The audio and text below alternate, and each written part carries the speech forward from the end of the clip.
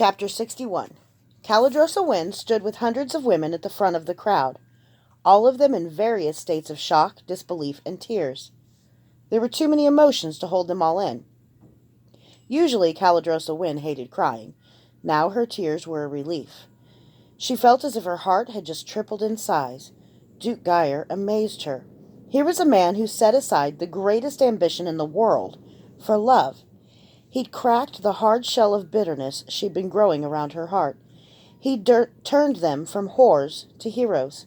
He was a saint, and that bitch was going to send him to his death. Then the throng was around her and the other women, men pushing into the lines, looking for their spurned beloved. Next to Caladrosa, Daedra was sobbing. A bear of a man pushed through the mob to get to her, and as she saw him, her cries crescendoed. He was an older man, her father, and his eyes were streaming, snot dribbling into his great, bushy mustache. Before he could say a word, Daedra fainted. He caught her as she fell, and lifted her into his arms as easily as a baby. Another couple embraced next to Caladrosa, just squeezing. Caladrosa tried not to hate these women for their joy. She did feel new, different, the mountain of shame sliding off her shoulders. But Tommen was surely back in Cennaria. Would he be so quick to forgive? Would she ever again get to lie in his arms after lovemaking, in that time when all things were made new? The crowd was beginning to thin, and the women who'd not found their lost loves were clumping together. They'd looked at each other and they knew each other, even women who'd never met. They were sisters. But even then, they were not alone. The good wives who'd listened to the speech from the back and had known that there would be girls left over had finally pushed their way through the ranks of men and, strangers all, they embraced and wept together. Off to one side, Caladrosa Wynn saw Mama Kay watching. There were no tears in the great woman's eyes, but though her back was as straight as a rod, she looked like she wished that there had been a man who pushed through the crowd for her. Caladrosa was starting to walk toward her, marveling at her own bravery, going to comfort Mama Kay, when she saw him. He was wearing the uniform of one of General Aegon's witch hunters, a strange short bow in one hand, a quiver on his back, and boiled leather armor over a dark green tunic piped with yellow. But as he scanned the crowd, her fierce, fiery Tommen looked scared. Then their eyes met. Like a puppet with its strings cut, Tommen dropped to his knees. The bow fell in the mud, forgotten, his face contorted. He put his arms out, eyes welling with tears. It was a more abject apology than he would have ever found in words. Caladrosa ran to him. "I feel like I've been here more than some of the people who live here," Kyler said. "Quiet," Vi said. When he'd come to get Logan, Kyler had taken a skiff barely big enough to hold them. Though small, the vessel had been incredibly fast, and he'd been able to evade the single boat that had patrolled Voss Island. Now 3 boats were on patrol, so they were going to cross to Voss Island the same way he had when he'd come to rescue Elaine. Following her lead, Kyler looped a knee over the rope and climbed hand over hand across the line as it dangled beneath the bridge. Vi's shot had been perfect, so they were able to pull the line much tighter than he had on his previous trip. When she passed the remains of his bolt stuck in the wood from his horrible shot 4 months ago, she stopped. "Legend. My butt," she mumbled, which brought Kyler's attention to her butt. Again, while the first word that popped into his mind wasn't legendary, Vi's butt was quite pert, nicely round, worthy of the stretchy tight garb she wore. Unlike many athletic women, Vi had curves, nice hips, and awe-inspiring breasts. Why am I thinking about Vi's breasts? Kyler kept pulling himself hand over hand, scowling. This was a distraction he didn't need. He looked at Vi's butt again, shook his head, looked again. Why am I attracted to her butt? How weird is that? Why do men like butts anyway? Vi reached the castle wall and let down a rope. She whispered something and shadows obscured her. It wasn't great, not nearly what Durzo had been capable of, much less Kyler. Her shadows were merely black and obscured the recognizable humanity of her shape. Still, it was less conspicuous than a half-naked tart, whose entire body shouted, "Look at me!" Following her, Kyler slid down the rope quickly. They huddled in the shadow of a rock as the patrol boat passed. "So, you haven't said anything about my grays?" Kyler raised an eyebrow. What? Do you want me to tell you if your trousers make your butt look big? They do. Happy? So, you have been looking at my butt. What do you think of the rest? Are we really talking about this? Now? Kyler glanced at her breast again and got caught. The haughty disdain thing will never will work better for you if you don't blush, Vi said. That's great, Kyler said. He coughed. Your grays, that is. Not that your breasts. Style is perfect for you. Just over the line between sexy and obscene. She refused to take offense. First, I take their attention. Then I take their life. It looks cold. This time he didn't look at her breasts. Barely. Despite the small attention getters standing at attention on top of her large attention getters. I'm a woman. I don't get to pick clothes for comfort. I can't believe I'm having a conversation this long about clothes. You call this a long conversation about clothes? Vi asked. Haven't had many lovers, have you? Just one, and not for long, thanks to you, Kyler said. That shut her up. Thank the God. He got up and started moving. They had to hide every time the patrol boat passed. Vi, so she wouldn't be seen, and Kyler, so Vi wouldn't know he could go invisible. Kyler had worn fairly tight clothes himself, an old pair of grays that Mama Kay had fetched for him. The more anyone knew about the extent of his powers, the more vulnerable he was. They reached the sunken gate to the maw an hour after midnight. There was no one guarding it. Kyler tried the latch. It wasn't locked. He looked at Vi. Obviously, he liked that as much as she did. Still, how could the God King know they were coming? He moved to the open door when Vi touched his arm. She pointed to the rusted hinges, motioning for him to wait. She touched each of the hinges in turn, murmuring, then nodded to him. He tried the rusty door. It opened silently. Well, I'll be damned, Vi said, so it doesn't just work on little girls. Kyler eased the door shut and stared at her. Why don't you try it on yourself? He asked. I already did, she said. Anyone further than 5 feet away can't hear me. That's not what I meant. Anyway, how can you be sure it works? You didn't hear what I just called you. Which was? True, but not clever enough to repeat. He hesitated. Vi, before we go in, I need to ask you something. Shoot! I got into wet work because of a child named Rat. He was Gareth Ursel's son, and it was to please Gareth that Rat cut up Elaine's face, and raped Jarl, and tried to rape me. I didn't know, Vi said. I'm sorry. It's not important, Kryler said gruffly. I got away. I didn't, Vi said quietly. She sank into herself, into those years of nightmare. For me, it was my mother's lovers. She knew what they did, but she never stopped them. She always hated me for what I cost her, as if I was the one who fucked some stranger and got pregnant and made her run away. I don't know if she wanted me at first, or if she was just too much of a coward to take ergot or tansy tea. Vi knew it was a reasonable fear. A sufficient dose to induce an abortion was a hair's breadth from a lethal dose. Every year Hugh claimed thousands of girls who took sick and died had actually taken too much poison. Others took too little and bore maimed children. After she ran away, my mother had nothing to survive on but her looks. She was too proud to be a whore outright, so she attached herself to one bastard after another. She could never do what had to be done. And that's how you're different from her? Yes, she said softly. Then she came to herself. Why had she been talking so much? She'd never told anyone about that shit. She'd never had anyone who would have cared. Sorry. You didn't need to hear that. You had a question? Kyler didn't answer.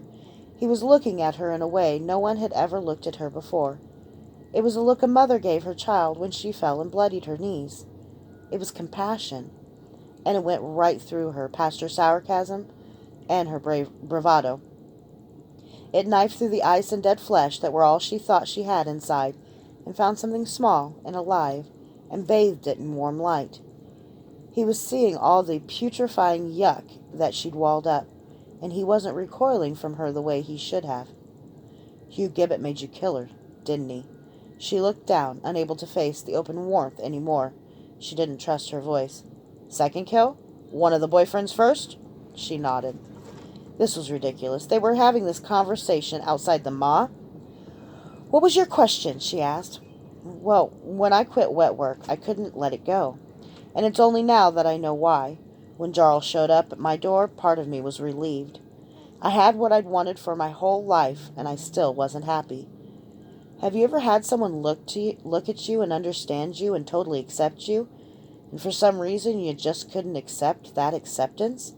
Vi swallowed, her heart filled with longing. That's what Elaine was for me.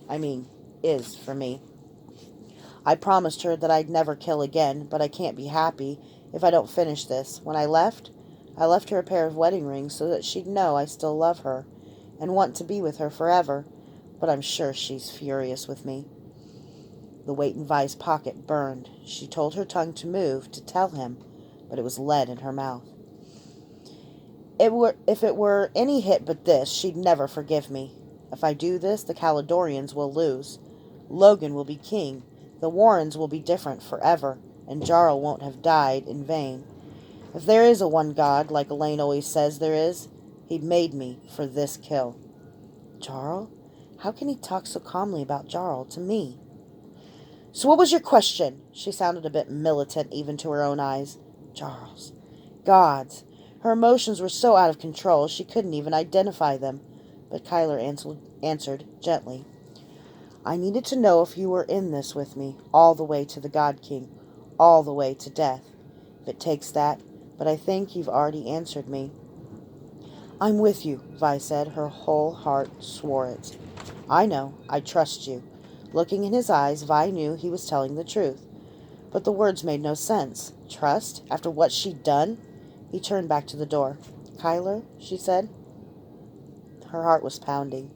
She'd tell him about Jarl first, then the note and the earrings, everything. She'd throw herself at his feet and dare him to accept all of it. I'm sorry about Jarl. I never meant... I know, he said. I don't see his murder in you. Huh? Vi, he said softly, as he put a hand on her shoulder. Tingles shot through her whole body. She looked at his lips, and he was stepping closer, and her head was tilting of its own accord, her lips parting slightly, and he was so close she could feel his presence like a caress on her exposed skin, and her eyes closed, and his lips touched her. Forehead? Vi blinked. Kyler dropped his hand as if her shoulder was on fire. Something black flitted across the surface of his eyes. What the fuck was that? Vi demanded. Sorry, I almost... Oh, you mean my eyes? I was checking if you were using a glamour. I'm sorry. I was just... let's get this done, huh? Now she was totally confused. He thought she'd used her glamour? Did that mean he'd wanted to? He almost what? No, surely not. What were you thinking, Vi? Sorry I killed your best friend, Kyler. Wanna fuck? Kyler opened the door, and Vi saw the gaping mouth for which the maw was named for the first time. The maw looked like a dragon opening its mouth to swallow her. Red glass eyes with torches behind them glowed with evil intent. Everything else was carved from black fireglass. The black tongue they walked on, the black fangs poised overhead. Once they stepped into the mouth, there was no light. This is wrong, Kyler said. He stopped. This is totally different. When Kyler had saved Elaine and Uli, the ramp into the maw had led down a short tunnel, and then forked. The noble cells had been to the right, and the rest to the left. The ceilings had been about 7 feet high everywhere, giving a claustrophobic feel to the maw. I thought you were in here a couple months ago, Vi said. Looks like the witches have been busy. They entered a vast subterranean chamber. The ramp that had once descended 30 feet now plunged more than 100. The noble cells and the cells from the first and second levels of the maw were gone. The ramp was wide enough for 4 horses abreast, and it spiraled around a great central pit. At the bottom they could see a gold altar with man tied to it and meisters around him. Shit, Vi breathed. We have to go down there. Kyler followed her eyes. She wasn't looking at the man on the gold table. She was looking at the south end of the pit, where a small tunnel led toward the castle. The place felt wrong. It wasn't the altar or the darkness. The smell of the hole was thick here now. Sulfuric, smoke crawling along the floor. It reminded Kyler of his fight with Durzo. Beneath the smoke, there were other smells. Old blood and the cloying stench of decaying flesh. Beneath the darkness and the queer chanting of the witches and the reedy cries of pain from deep in the tunnel, mercifully toward the hole, not the way he and Vi would go, There was something else. It was a heaviness, oppression. Kyler had made the night his home for too many years to be afraid of the dark, he thought. But here, in the very air he breathed, was something deeper, darker, more ancient, and more vile than he could imagine. Just smelling the reek made him remember killing. He recalled the shameful glee he felt as the noose slipped around Rat's ankle. He remembered when he'd poisoned a saddle-maker's stew, and the man hadn't been hungry and had let his son have it. He remembered the exact shade of purple the boy's face had turned as his throat had swelled shut and he'd suffocated. He remembered 100 deeds he was ashamed of, 100 others he should have done and hadn't. He stood paralyzed, breathing the foul air. "Come on," Vi said. Her eyes looked haunted, enormous, but she was moving. "Breathe through your mouth. Don't think, just do." Kyler blinked stupidly and came back to himself and followed Vi. The presence was Callie, just like Logan had warned. They made their way down into the pit. Kyler walked near the edge, looking down. As he got nearer, he could see that the Meisters weren't sacrificing the man, at least not in any conventional sense. Their victim was a Lodikari with tattoos covering his entire body. His skin hung thin and loose on his big, withered frame. He was bound with thick chains face down on the gold table, and he was stripped to the waist. 6 Meisters were seated at the points of the gold Lodikari star inlaid in the floor, cross-legged, their eyes closed, chanting. 2 more stood on either side of the altar. One was holding a hammer, and the other... Kyler couldn't believe it until he moved to the very last spiral in the level of the floor. The first Meister was holding a carpenter's hammer and gold nails, while the second was holding a horse's spine in his hands, positioning it above the tattoo man's tailbone. The Meister set the spine in place, and the other Meister, gritting his teeth, set the 6-inch-long golden nail above it and slammed the hammer down. The tattooed man screamed and bucked.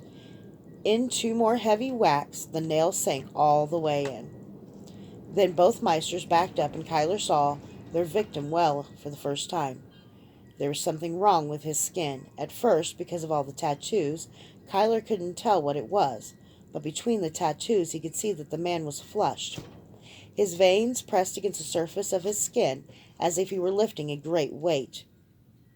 That would have been understandable given what he was enduring, but the veins weren't in the right places. Thick veins and arteries, blue and red, pushed up against his skin everywhere, and the skin itself seemed oddly dimpled, as if he had pockmarks over his entire body. The Meister stepped back and called out an order. A prisoner was brought out of the north tunnel, where Kyler could see a holding cell with 12 men in it. The man was shackled hand and foot, and a rope was tied around his neck. A young, pretty Meister took the rope and unstrung it, taking care not to let any part of her body enter the circle of magic. She stood on the far side of the circle from the prisoner, who was bleeding with fear, cold sweat pouring from the man's face and urine coursing down his leg. His eyes were locked to the man on the altar.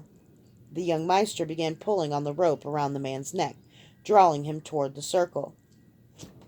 He took one hobbled step before he started fighting, and then it was too late. He lost his balance and came shambling forward to keep himself from falling.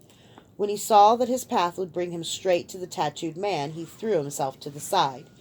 With his hands shackled behind him, the victim had no way to catch himself. His face cracked against the fireglass floor. The Meisters who weren't seated or chanting cursed.